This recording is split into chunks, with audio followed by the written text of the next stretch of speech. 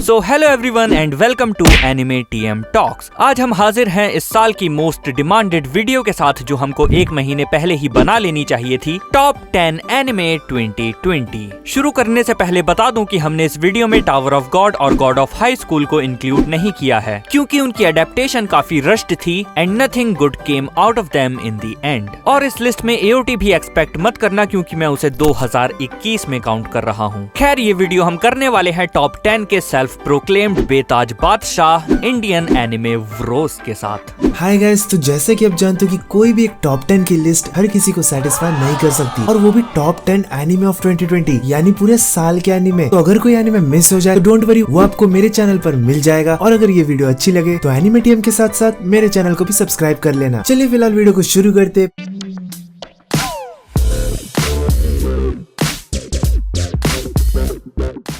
तो 10वें नंबर पे है तोनिकाकु कावाई। हम इसीलिए शादी नहीं करते कि हमें पता है कि हम प्यार करते, हम इसीलिए शादी करते ताकि प्रूव कर सके कि हम प्यार करते। ये मैंने नहीं कहा, ऐसा हमारे मेन कैरेक्टर नासा युजाकी का कहना है। तोनिकाकु कावाई 2020 में आने के बाद से ही काफी जल्दी पॉपुलर हो गया। पर्सनली इस एनिमे ने 2020 में सबसे ज्यादा हंसाया मुझे। इस एनिमे में अगर आप normal romance and drama expect कर रहे हो तो आई एम सॉरी, ये सब आपको नहीं मिलने वाला। एज द जॉनरा सजेस्ट, ये एक रोमांस कॉमेडी एनिमे है। इस एनिमे में छोटी से छोटी बातों को लेकर भी इतना रियलिस्टिक फन ऐड किया है कि अब हंसने के साथ साथ कनेक्ट भी कर पाओगे। हमारा जो मेन कैरेक्टर है वो बहुत ही टैलेंटेड है और इसी टैलेंट की वजह से उसने नेशनल मॉक एग्जाम में पहला रैंक हासिल किया। तो उसे तो पता है कि आगे की लाइफ तो मक्खन जैसी चलने वाली है। लेकिन एक दिन जब वो घर लौट रहा था तब उसे रास्ते में एक सुंदर सी लड़की दिख जाती है और वो पढ़ाई छोड़ के बाकी सारी बातों के बारे में सोचने लगता है। तो वहाँ पर एक बहुत ही अच्छा मोमेंट बन जाता है और अच्छे मोमेंट्स को रुइन करने के लिए truck queen is always ready. तो इसी मोमेंट के बीच उसे आकर एक ट्रक ठोक देती है, लेकिन उस लड़की की वजह से उसकी जान बच जाती है। और मरते मरते बचने के बाद भी लड़के के मन में ये होता है कि अगर मैंने इस चांस को गवा दिया तो शायद कभी ना मिल पाए उससे। तो तभी के तभी वो लड़का उसे प्रपोज कर देता है और लड़की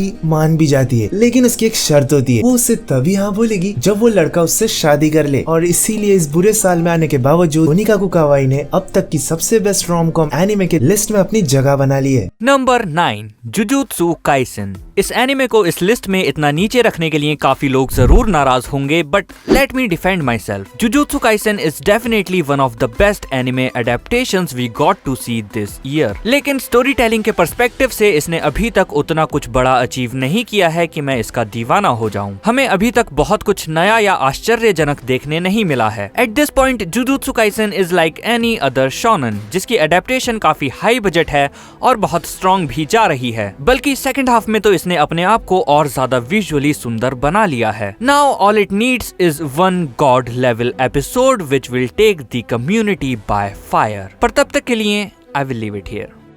8वें नंबर पे है रेड प्रिटेंडर। ये एक ओरिजिनल एनिमे है जिसे विट स्टूडियो ने एनिमेट किया है। तो आप समझ ही सकते हो कि एनिमेशन के मामले में तो कोई दिक्कत नहीं होने वाली। जैसा कि आप इसके नाम से ही समझ सकते हो, इसमें हमारा मेन कैरेक्टर एक कौन है जिनका काम होता है लोगों का काटना और पैसे कमाना। इस एनिमे में आपको जापान से ज्यादा वेस्टर्न वाली वाइब ज्यादा आएगी और बीच बीच में तो रैप सॉन्ग्स भी बजते। लेकिन मैं ये बता दूं कि हमारे मेन कैरेक्टर का जो फर्स्ट इंप्रेशन आपको आएगा वो बिल्कुल ही पलट जाएगा जब आप इस एनिमे को पूरा देख लोगे, क्योंकि हमारा मेन कैरेक्टर जैसा भी है उसके पीछे एक पास्ट है जो कि ऑफ कोर्स मैं स्पॉइल नहीं करने वाला, बट इतना कह दूं कि ये एनिमे एडल्ट ऑडियंस को ज्यादा टारगेट करती है। एंड डोंट वरी, ये रिकी वेल जैसा नहीं है। और अगर आप एक बिजनेस या सेल्स पर्सन हो तो फिर तो ये एनिमे आपको पक्का देखना चाहिए। इसके पहले एपिसोड में हमें देखने को मिल जाता है कि हमारा मेन कैरेक्टर कितना टैलेंटेड है दूसरों का काटने में, लेकिन एक दिन उसका ही कट जाता है। तो इससे आपको ये तो समझ ही आ गया होगा कि इसमें हमारा मेन कैरेक्टर कोई हीरो नहीं है, इनफैक्ट टिपिकल विलन समझ लो। अगर इसकी ओरिजिनल स्टोरी को साइड में रखे तो इसके एक पॉइंट है जो आप नोटिस करोगे, इसकी इंग्लिश एक्सेंट जो आपको सीरीज के दौरान एंटरटेन करके रखेगी। Excuse me, did you drop this? I'm sorry? Here, take a look.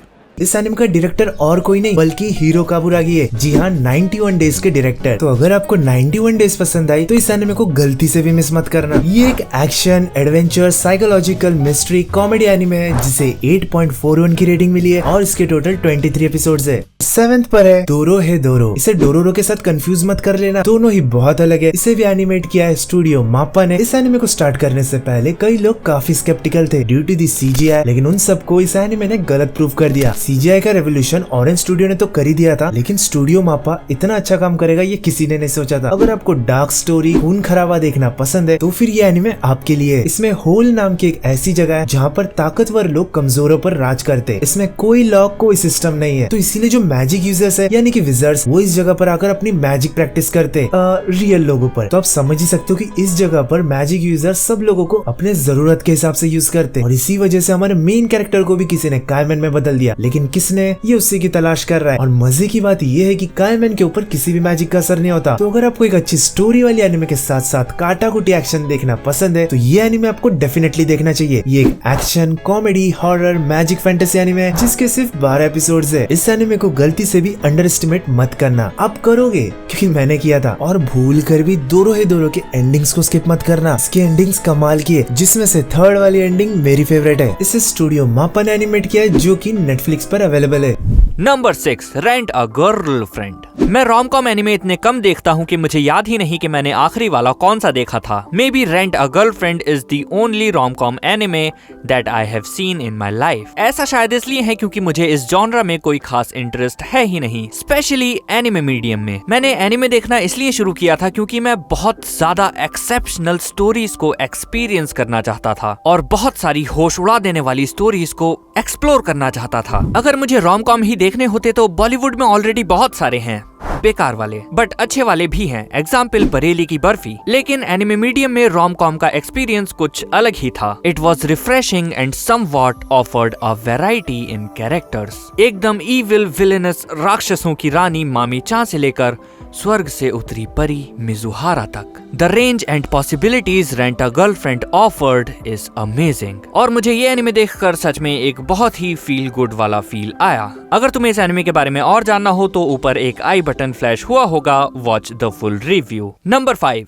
End invaded. अब काफी लोग बोलेंगे कि रेंट अ गर्लफ्रेंड को ऊपर होना चाहिए था, मे बी शायद होना चाहिए था, but I have my personal bias here. मुझे इस पर्टिकुलर जॉनरा में ज्यादा इंटरेस्ट है and I prefer this over rom coms. खैर, अगर आप detective, mystery, crime, thriller, sci fi, suspense इनमें से किसी भी जॉनरा के फैन हैं तो ये है आपके लिए एक परफेक्ट ट्रीट। इड इन्वेडेड ऐसे एनिमे में से एक है जो आपको एक साल में कोई 1 या 2 ही देखने के लिए मिलते हैं, जिनका स्टाइल आपके यूजुअल एनिमे से बिल्कुल अलग होता है, आर्ट से लेकर एग्जीक्यूशन तक। बल्कि कई मायनों में तो Id invaded feels like a Hollywood sci fi series. इस एनिमे को बनाने में तकरीबन 10 साल का प्रोडक्शन टाइम लगा है और डेफिनेटली हर चीज को जितना हो सके उतना मीनिंगफुल और अच्छा बनाने की कोशिश की है। मैं ऐसा नहीं कहूंगा कि ये शो एकदम परफेक्ट या लाजवाब है, लेकिन तुमको में डाले हुए एफर्ट्स दिखाई देंगे और तुम्हारे मन में अपने आप ही एक अप्रिसिएशन की फीलिंग आने लगेगी, स्पेशली इसके साउंड ट्रैक्स के लिए। मेरी बात मानो, ये एनिमे देखना या ना देखना तुम्हारी मर्जी, लेकिन इसके सॉन्ग्स को मिस मत करना। Mister fixer, samurai 45, butterfly, memories of love and other side सब लाजवाब हैं। इनके अलावा और भी साउंड ट्रैक्स हैं, पर जो नाम मैंने बोले उनको जरूर ट्राई करना। और किसी को मेमोरीज ऑफ लव का फुल वर्जन मिले तो प्लीज मुझे डीएम कर देना। खैर, अच्छी बात ये है कि ये एनिमे केवल 13 एपिसोड्स में ही बहुत अच्छे से कंक्लूड हो जाता है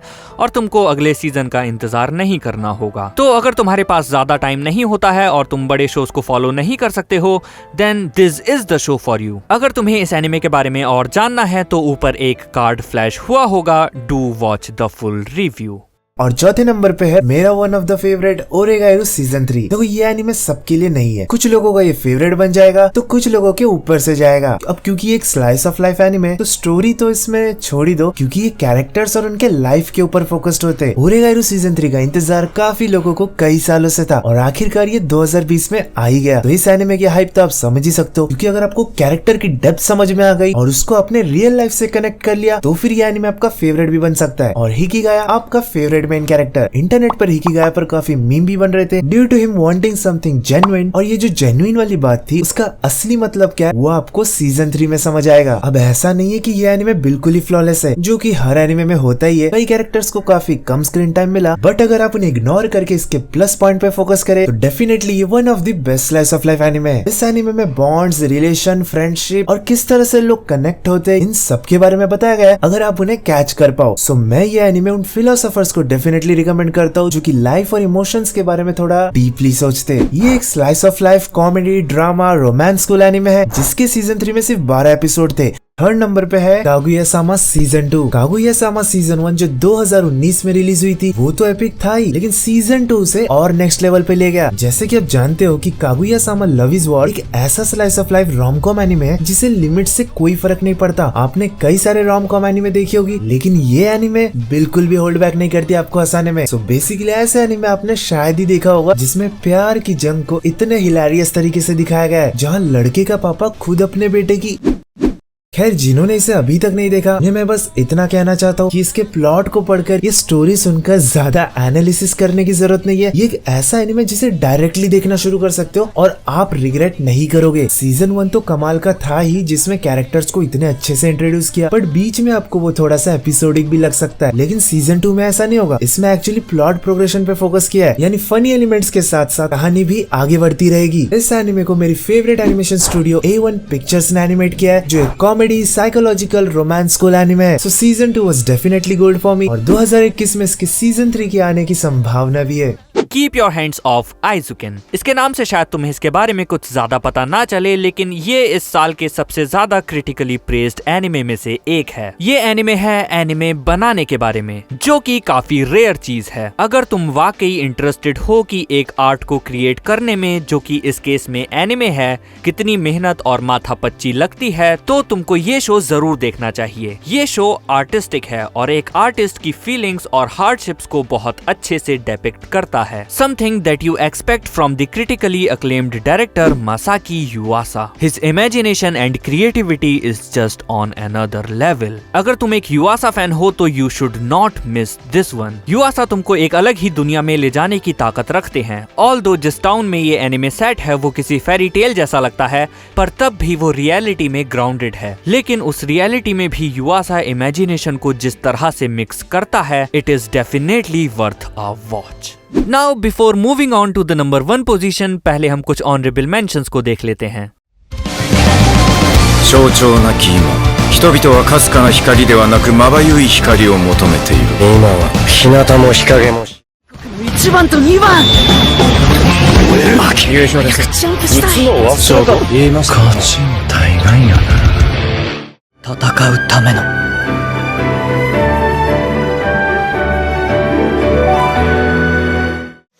頼んだぞ。魂よ。燃えろ。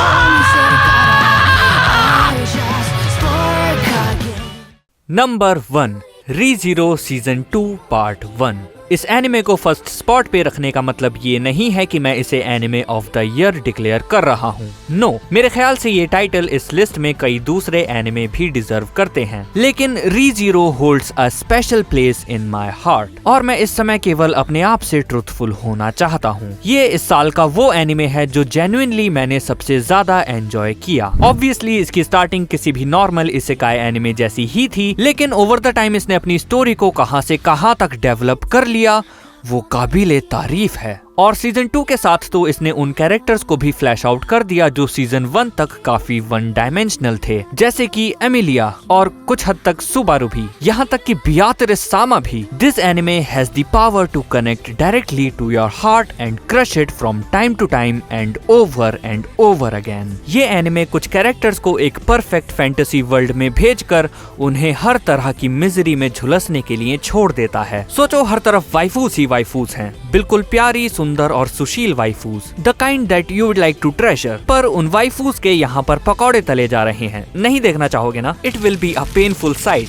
लेकिन यही है इस एनिमे का बिटर स्वीट एक्सपीरियंस। सुबारू उन वाइफूस को बचाते बचाते अपने खुद के हाथ जला लेता है, और किस किस चीज से होकर गुजरता है, डैम।